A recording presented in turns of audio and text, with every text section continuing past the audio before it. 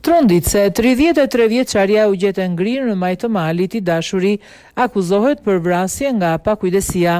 Një ngjarje rënd ka tronditur Australinë, lidhur me vdekjen e alpinistes 33 vjeçare Kerstin Gunter, e cila humbi jetën në 19 janar gjatë një ngjitje në mal në afro 3800 metra lartësi. Sipas rindërtimit të hetuesve, Gunter ishte ndalur pas shenjave të lodhjes dhe dezorientimit, ndërsa I dashuri I saj Thomas Plangberg kishte vendosur të zbriste në kërkim të ndihmës duke lënë atë të vetme.